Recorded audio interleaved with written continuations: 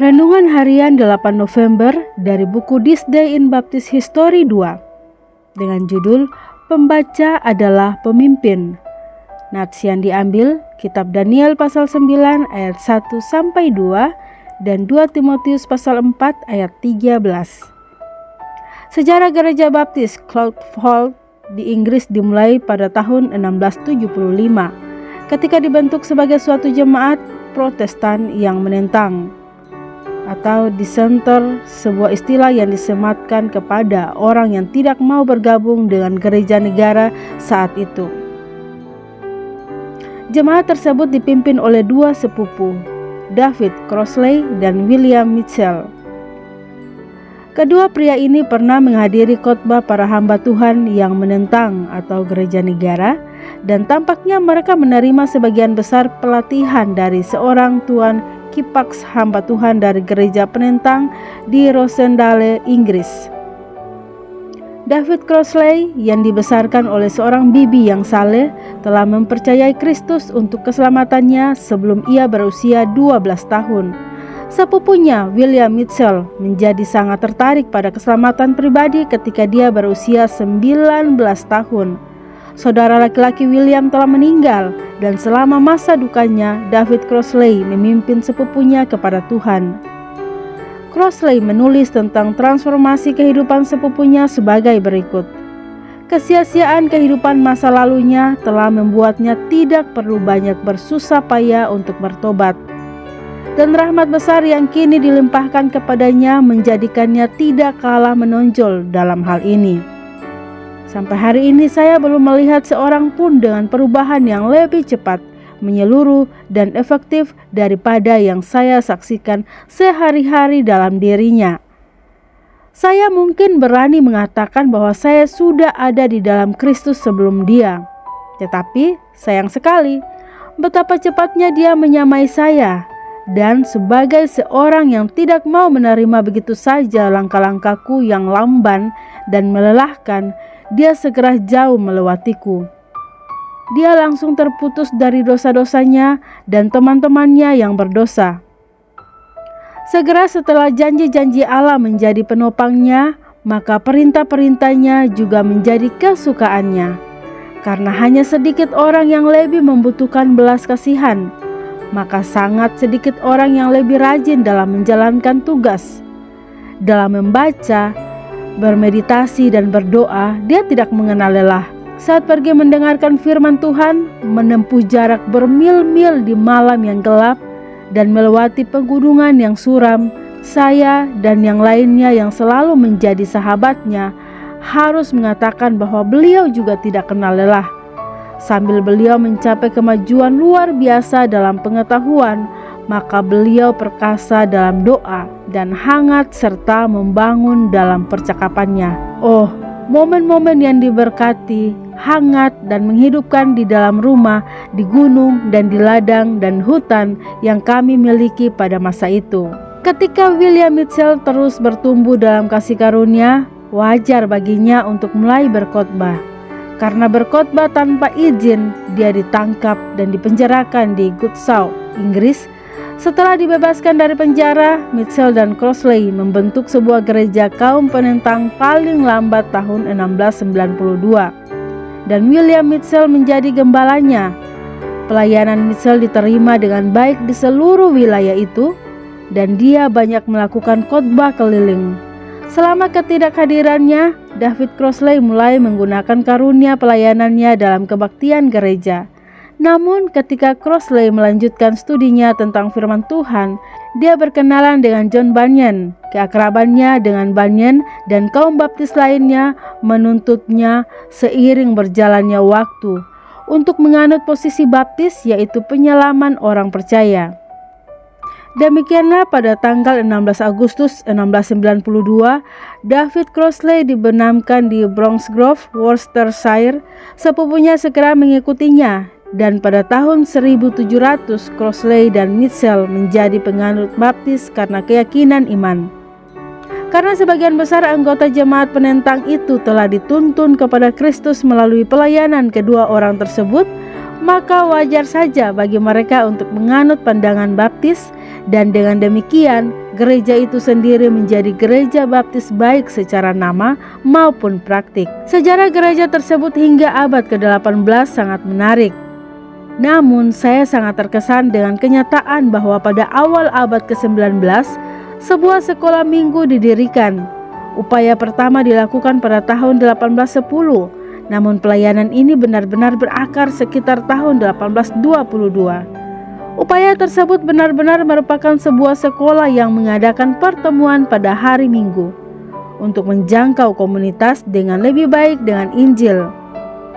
13 staf mengajar anak laki-laki dan perempuan membaca dan menulis.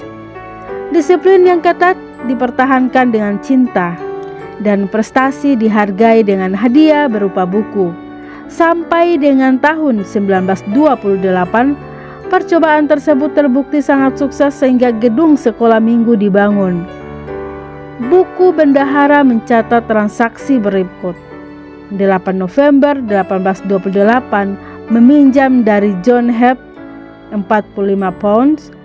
November dan Desember membayar Henry Dodson untuk membangun gedung sekolah 45 pounds.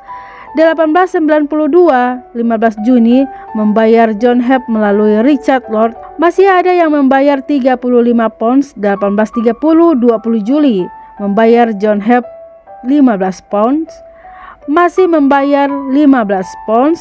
1833 membayar John Hebb 15 pounds. Namun sangat menarik bagi saya ketika sejarawan gereja tersebut membuat pengamatan berikut.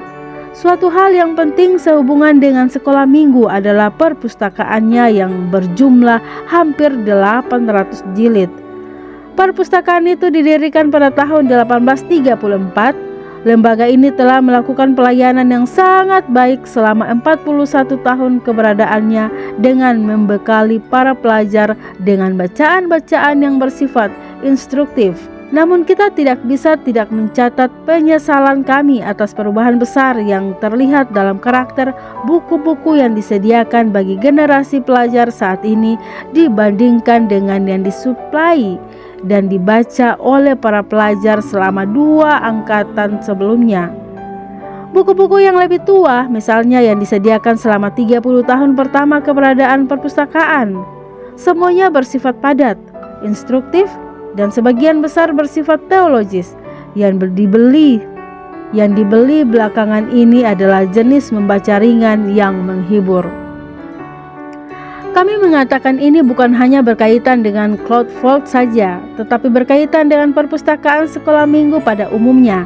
Ada perbedaan besar antara novel-novel keagamaan lembek yang memenuhi rak-rak perpustakaan kita di Cloudfold saat ini, dan yang begitu bersemangat dikonsumsi oleh para pelajar muda kita, dengan buku-buku yang senang hati dibaca oleh ayah dan ibu mereka di malam musim dingin untuk membentengi diri mereka terhadap kesalahan dan godaan zaman mereka. Sejarawan itu mencantumkan beberapa judul buku lama seperti Baptisan, Subjek dan Caranya, Hukum Kasih Karunia Bunyan, Esai tentang Persatuan Gereja dan Negara, Bukti Nubuatan, Sejarah Penebusan, Sejarah Baptisan dan Prinsipnya, dan Perjalanan Seorang Musafir. Kita harus akui bahwa malam musim dingin hari ini dihabiskan di depan televisi dan kita telah membesarkan generasi yang kehilangan gairah membaca. Tragisnya, ketika seseorang pemuda Kristen hari ini memasuki toko buku Kristen, rata-rata dia dikelilingi oleh novel-novel norak yang berbahaya yang ditulis untuk menghibur dan bukan untuk mencerahkan. Telinganya dibombardir dengan hiruk-pikuk suara yang diklaim sebagai musik Kristen, tetapi yang lebih ke arah hal-hal sensual daripada spiritual. Gereja-gereja baptis fundamentalis saat ini sebaiknya mempertimbangkan penyediaan perpustakaan Kristen yang menyediakan literatur yang dipilih dengan cermat, serta perpustakaan video yang berisi materi-materi mulia yang dimaksudkan untuk memberikan kontribusi spiritual dalam kehidupan. Adalah baik bagi gereja untuk menyediakan ruang buku di mana literatur yang kuat secara doktrinal tersedia, dan menyediakan musik yang saleh agar dapat dibeli oleh masyarakat Kristen untuk penggunaan pribadi. Semoga kita belajar dari sejarah dan melakukan segala daya kita untuk melindungi generasi muda kita dari serbuan spiritualitas pengganti yang hanya membuat pikiran generasi muda kebal terhadap kebenaran. Renungan tambahan Dr. Swantoliau. Poin pertama, kaum dissenter. Ini adalah sebutan kepada orang-orang yang menentang gereja Inggris atau Anglikan karena melihat dan menyadari keadaan gereja yang mati rohani. Biasanya mereka adalah orang-orang yang lahir baru dan kemudian tertarik pada perkara rohani karena distimulasi oleh pengkhotbah-pengkhotbah yang bagus. Mereka sudah tidak nyaman berjemaat di gereja Inggris yang bersatu dengan pemerintah. Lalu mereka berkumpul membentuk jemaat sendiri. Karena mereka menjadi Kristen lahir baru, maka kondisi hati mereka merindukan kebenaran seperti bayi merindukan susu. Kalian melalui kesempatan ini, saya persilakan Anda memeriksa hati. Sudahkah Anda lahir baru? Adakah Anda memiliki kerinduan akan kebenaran? Poin kedua, setelah lahir baru, David Crossley dan William Mitchell sama-sama mengejar kebenaran. David yang memimpin William untuk diselamatkan, tetapi menurut David, pertumbuhan rohani William lebih pesat dari dirinya. Sesuatu yang sangat alami terjadi pada mereka karena mengejar kebenaran, mereka akhirnya tiba di gereja baptis. Sebab setiap orang yang sungguh mengejar kebenaran pasti akan sampai di gereja baptis. Silakan buktikan pernyataan saya salah melalui jadikan diri Anda objek percobaan. Silakan baca artikel-artikel kami, nonton YouTube kami, dan bandingkan pengajaran kami dengan pengajaran gereja Anda. Kemudian pakailah Alkitab dan akal sehat sebagai alat ukur. Dan tanyakan kepada hati nurani Anda mana yang lebih alkitabiah dan lebih masuk akal. Poin ketiga, Dr. Cummins, penulis buku ini menghimbau agar gereja menyediakan perpustakaan yang bagus agar bisa memenuhi kebutuhan rohani orang muda. Dr. Cummins menulis di tahun 1990-an. Kini kita sudah di tahun 2023. Perkembangan internet sudah sedemikian rupa, segala sesuatu sudah bisa didapatkan di genggaman kita. Toko buku satu persatu telah tutup dan kelihatannya sedikit waktu lagi perpustakaan akan menjadi museum buku-buku. Kini semuanya ada di internet dan di dalam smartphone. Hal yang sangat perlu sekarang ialah mengajar orang muda untuk memilih mau minum susu atau racun, mau menuju surga atau neraka. Godaan dan cobaan yang menjerumuskan berlimpah di sekitar kita, bahkan di genggaman kita. Marilah kita memohon hikmat agar hidup ini tidak sia-sia. Mari kita menuju surga. Demikian renungan hari ini 8 November bersama saya Lina Dadi. Tuhan Yesus menyertai dan Maranatha.